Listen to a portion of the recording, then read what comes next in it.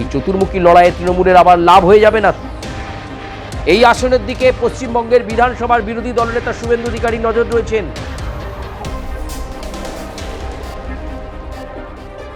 সেই পথ চলা শুরু হয়ে গেছে, এই মুহূর্তে আমরা দেখতে পাচ্ছি সেই ছবি। নমস্কার, আমি সুচারু। দাদা দিদির রাজনীতিতে আপনাদেরকে স্বাগত জানাই।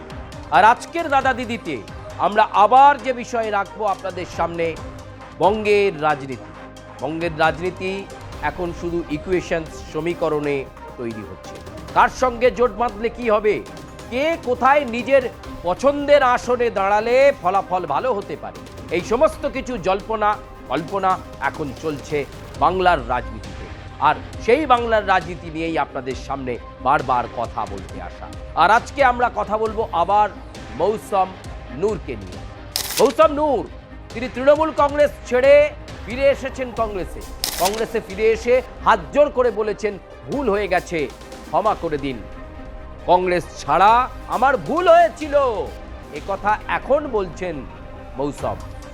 এরপর ঈশা খান চৌধুরীর সঙ্গে বিভিন্ন জায়গায় এসআইআর এর এই পর্বে তাকে রাস্তায় নামতে দেখা গেছে, প্রতিবাদ করতে দেখা গেছে, লোকসভাকে কথা বলতে দেখা গেছে। তিনি বলেছেন কংগ্রেস এবার ভালো ফল করবে, তার জেলাতে তো অবশ্যই, এমনকি রাজ্য জুড়ে কংগ্রেস একটা ভালো ফলের অপেক্ষা করছে। মৌসম নূরকে পেয়ে উচ্ছ্বসিত কংগ্রেসও। একদিকে কংগ্রেস হাইকমান্ড বলে দিয়েছে এবারে 294টা আসনে একা লড়াই করবে কংগ্রেস, একা প্রমাণ করবে কংগ্রেস। তাই এবার একা প্রমাণের লড়াইয়ে নিজেদের সাংগঠনিক শক্তিকে একবার পরীক্ষা করতে চাইছেন শুভঙ্কর সরকাররা। সেই পর্যায়ে সেই পথ চলা শুরু হয়ে গেছে, এই মুহূর্তে আমরা দেখতে পাচ্ছি সেই ছবি। ফলে জলের মতো পরিষ্কার এই মুহূর্তের ছবিটা। বিভিন্ন রাজনৈতিক দল হিসেব নিকেশ করছেন, কিন্তু মৌসম দাঁড়াবেন কোথায়? মুর্শিদাবাদের সুতি কেন্দ্র নাকি অন্য কোনো কেন্দ্র? কোথা থেকে দাঁড়াবেন তিনি? কংগ্রেস তার কাছ থেকে মনোভাব জানতে চেয়েছিল।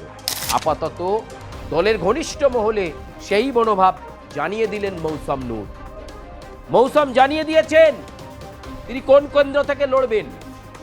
সেই কেন্দ্র যদিও এখনো তৃণমূলের দখলে রয়েছে, কিন্তু একটা সময় এই কেন্দ্র কংগ্রেসের দাপাদাপিও কম ছিল না।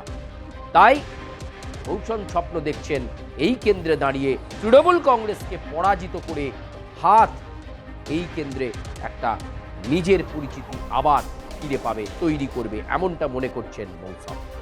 তিনি মনে করছেন এইটাই তার ফিরে আসার লড়াই। তৃণমূল থেকে কংগ্রেসে এসেছেন, এবারে নির্বাচনে যদি জিততে না পারেন তাহলে ফেস লসের বিষয় থাকবে। তাই তিনি মনে করছেন এই কেন্দ্রে তার জয় নিশ্চিত, যদিও পরিসংখ্যান বলছে অন্য কথা। এই আসনের দিকে পশ্চিমবঙ্গের বিধানসভার বিরোধী দলনেতা শুভেন্দু অধিকারী নজর রয়েছেন। তিনি নিশ্চিত করে বলেছেন মালদার এই আসনে এবার বিজেপি জিতবে 2026-এর ভোটে। মানে একদিকে শুভেন্দু অধিকারী দাবি করছেন বিজেপি জিতবে, অলরেডি এই আসনে তৃণমূল কংগ্রেসের বিধায়ক রয়েছে, আর কংগ্রেস দাবি করছে এই কেন্দ্রে মৌসম প্রার্থী হবে, তিনি জয়লাভ নিশ্চিত করবেন। ফলে জল্পনা এখন তুঙ্গে, জাতীয় কংগ্রেসের মধ্যে জল্পনা তুঙ্গে। মৌসম তার পছন্দের কেন্দ্র, কোন কেন্দ্রকে বেছে নিচ্ছেন? মৌসম লড়তে চাইছেন মালতীপুর বিধানসভা কেন্দ্র থেকে।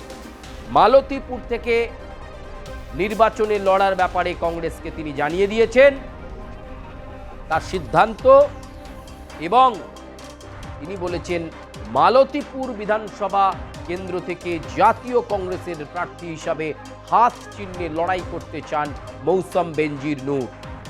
এবং তিনি মনে করছেন এই কেন্দ্রের মানুষ এবার কংগ্রেসকে বেছে নেবে। যদিও আবার বলবো, অতীতের পরিসংখ্যান বলছে মালতীপুরে প্রথম স্থানে তৃণমূল, দ্বিতীয় স্থানেই কিন্তু ভারতীয় জনতা পার্টি রয়েছে। কংগ্রেস অনেকটা নিচে নেমে গিয়েছিল। সাম্প্রতিকতম নির্বাচনের পরিসংখ্যানগুলো ব্যাখ্যা করলে আপনারা বুঝতে পারবেন। তাহলে তৃতীয় স্থান থেকে প্রথম স্থানে উঠে আসার লড়াইয়ে মৌসম কি পাশ করতে পারবেন? মৌসম কি ড্যাং ড্যাং করে জিতে যাবেন এই মালতীপুর কেন্দ্রে?